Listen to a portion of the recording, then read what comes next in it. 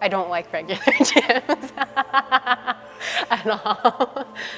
Yeah, I normally am not like to be found within a mile of a normal gym because, and I actually had been in and out of the doctors for a little bit, and the doctor finally was like, we think that you have fibromyalgia and you have two options. Like you can either, we can just prescribe you a ton of pills, or we can approach this holistically. If it's holistic, you've got to kind of figure it out for yourself. And I didn't know what that meant. When I walked in and Ed was like, no, we're literally going to help like retrain your body and like heal your body. And from like inside out, that was just kind of like, oh, then I need to be here. And Catherine Schwartzbaum, who does all of the nutritional end of things, had fibromyalgia. And so that was super helpful just to have somebody around who knows what it feels like and who knows the illness and everything. And I feel like it's been a 180. I mean, I feel the difference in my body and in my strength and my endurance.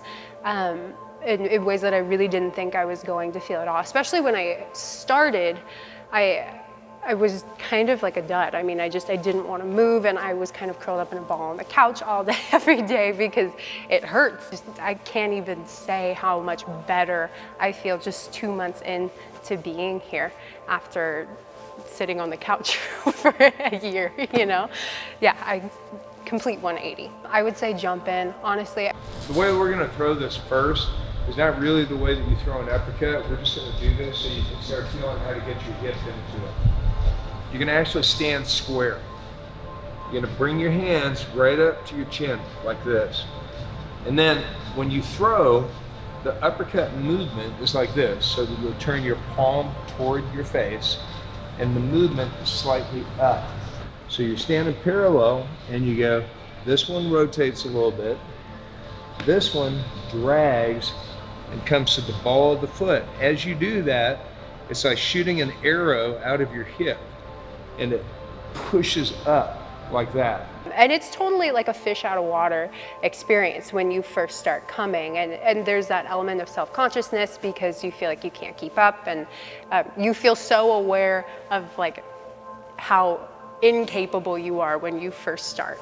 But I feel like that's the beauty of the whole program that they have designed here, is that they really emphasize that, you know, you're working on your mind, your body, and your spirit, all three at once. And so if you get your brain into that mode where you're really willing to stick with it, your body's totally gonna follow in suit of that. And so like make the commitment to yourself and just jump right in and you'll be fine. This is a young lady who's in her 20s and really wanted to make a substantial life change. She's a sweet, sweet, sweet young lady. She's just very nice, has a great attitude, but she's embraced everything that we've taught her and exemplifies what we would like from our participants because she's taken the initiative.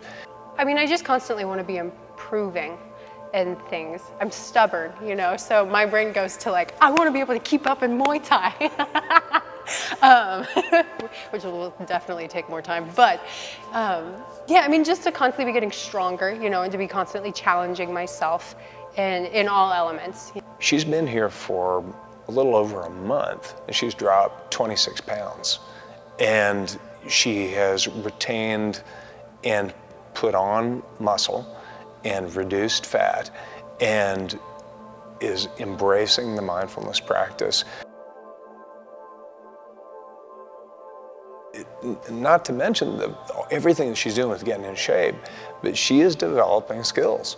She could take care of herself. She really is learning how to defend herself effectively. And if some young man went the wrong way with her, he'd be really sorry that he did. I couldn't tell you how great she is because she's an inspiration for other students to see someone who's successfully accomplishing the weight loss in a safe way, in an effective way, in a way that she's going to keep it off, and it's not just some flash in the pan contest, but it's a complete modification of her mind state and her lifestyle that's going to keep her in that condition for the rest of her life. I love it, which I never thought I would say. I never in a million years thought I would be like, yeah, I go to the gym twice a day. Like, and my friends who would say that, I'd be like, those gym rats, like, I don't want to be around you people. But I love it. I mean, I'm totally that person in my friend group now who's like, no, I'm not going to go do that. I'm going to go to the gym instead. So yeah, never thought I would say that.